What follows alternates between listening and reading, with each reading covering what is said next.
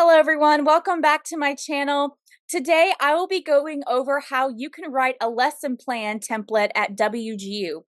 WGU has a very specific template for lesson plans that it asks all of its teacher candidates to use. I'll be breaking down the steps on how to complete it, and I'll also be going over some resources that you can use on how to fill it out. Before I get started though, don't forget to hit that subscribe button.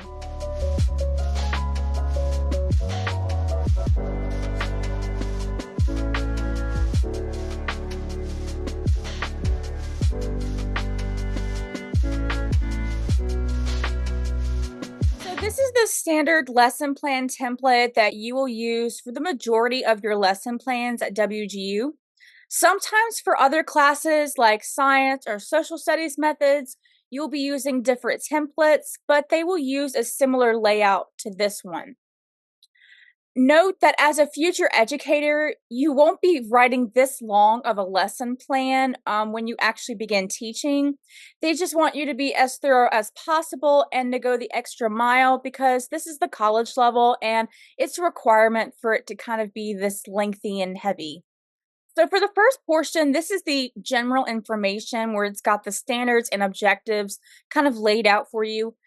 First, figure out the grade level and subject area you will be using. Make up a little title name that kind of captures the overall theme of your lesson. Always, always, always start with the standard first when creating a lesson. I always keep my state standards on hand so I don't have to constantly look them up, but use the standard to help you fill out the rest of this section. Usually, you can look up a specific grade level and subject area to find the standard that you want to use.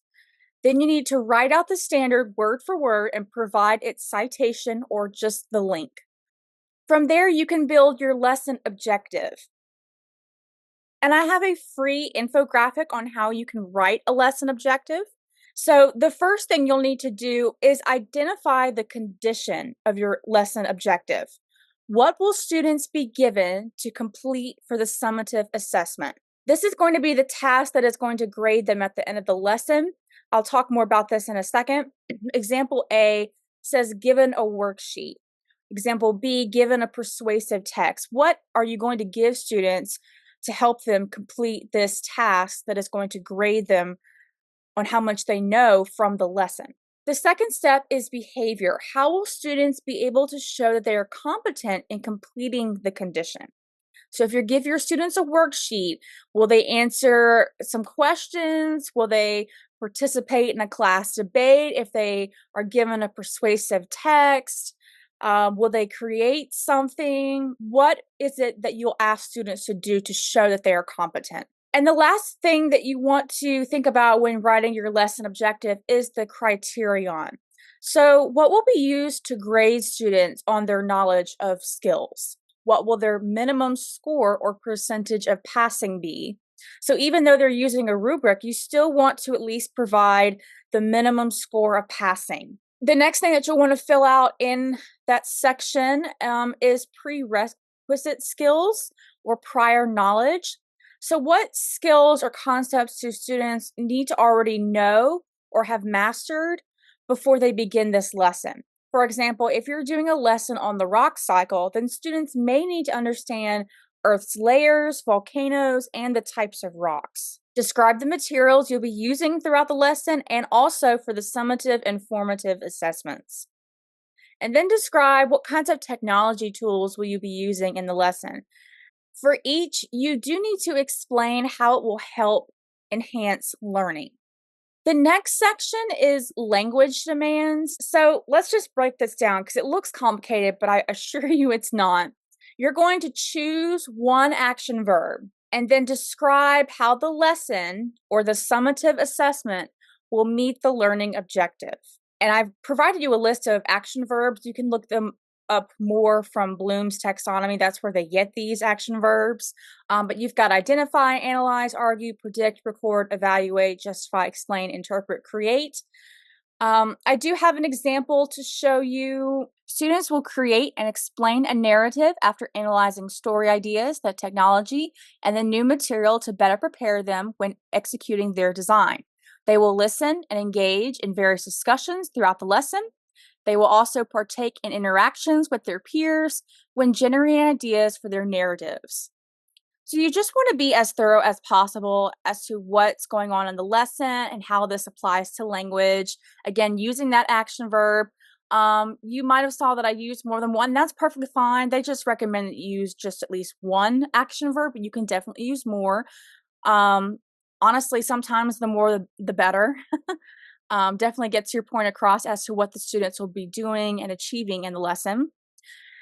The next is vocabulary. So what new words or concepts will students be learning in the lesson? You're going to want to list them. Discourse and or syntax. This is where you're going to describe how the students will be using oral, reading, writing, and language skills in the lesson, and how they're going to use academic discourse or discussions is another word for it. Academic discourse is basically when students are talking about the material at hand, when they're using those vocabulary words, when they're predicting, when they're analyzing, when they're justifying, creating, whatever. And as you can see, I also provided an example of how they're going to be discussing with their teacher and their partners throughout this lesson. I also provide the summative assessment tool, the rubric, and how it's going to evaluate students using dialogue. And then I put, as an extra activity, students will also be completing learning centers in the lesson. So this really ties it all together as to what kind of language you can expect to hear from students when you're going over this lesson with them. And the last section you want to complete is plain language supports. This is really just for you as the teacher. So what tools or visual aids will you as the teacher use to enhance language throughout the lesson? Think about all the tools and visual aids that you're going to be using in the lesson to help your students gain these language and reading and writing skills. A word wall is great if you're using some differentiation for students with ELL. Anchor charts are great for the whole entire class. Vocabulary reference sheets are great when they need to reference a particular word that they don't know. Again, referencing that vocabulary words. Now, the next section, this is a little bit heavy dense as well. This is what I call the lesson schedule of events. It kind of goes in detail as to each step of how you're executing the lesson, how you're implementing it. So the first section is your anticipatory set. This is the very start of your lesson when you're trying to activate that prior knowledge as a lesson icebreaker. How will students participate in this? How will you know if they are engaged? The next section is new information. So the I do part is where you are demonstrating and explaining the new information, the new concepts. Again, how will you know if students are engaged? And how will you keep them engaged during this part? It's good to think about this because sometimes students can be a little distracted. So how will you make sure that the students are engaged in what you're saying? The next section is guided practice. This is the we do part. It's when the class practices the new skills and the teacher assists on the sidelines.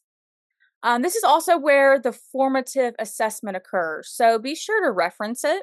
The next is independent practice. This is the you do part when the summative assessment occurs. Students will get to show how much they know about the topic and its concepts. You want to reference that assessment and explain how you will implement it and how students will be using materials to complete it. And the next step is a wrap-up activity. This can be anything from a review, an extended activity, a discussion, or just an exit slip on the lesson that just kind of ties everything together. So for differentiated instruction, this is where you're going to be providing certain needs for specific students. For students with other special needs, it's important to know that you have to at least name the specific special disability. You can't just say, I will support students with other needs by, because meeting the needs of student with ADHD and a learning disability is very different, okay? Maybe your strategy won't work for all of them. So you need to have specific strategies for a specific disability. That's why it's important to name that one specific disability. But for gifted and talented, just kind of talk about their resources and even activities that you'll use for them during the lesson. Same approach with ELL, provide resources, how you're going to provide the resources, what kind of resources are good to use for them. And then with the students with other special needs, you're going to name that specific disability. You're going to describe how you'll meet their needs during the lesson. So when you're ready to fill out this section, assessment, formative, and summative, for formative, you want to describe the activity that you will use to check for students' understanding. If you're using the thumbs up, thumbs down, great. Describe how it's going to help your lesson and how will it help modify your instruction if need be. And for summative, you're going to describe the task that students are going to complete. You also want to reference the learning objective because remember, the learning objective is part of the summative assessment as well. The two kind of interlink with each other.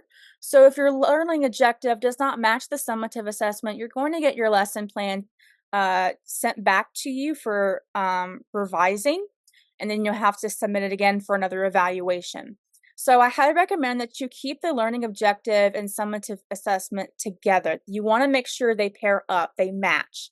And that is basically how you fill out the WGU lesson template. Even though it's a bit lengthy, it will get you into great practice for when you start creating your own lesson plans as a teacher. I will post, again, the free graphics that I've used in this video, including the step-by-step guide on how to fill out the WGU lesson plan template. Thank you so much again for watching, guys, and supporting me. I hope you have a great rest of the day. See you guys again soon. Bye, everyone.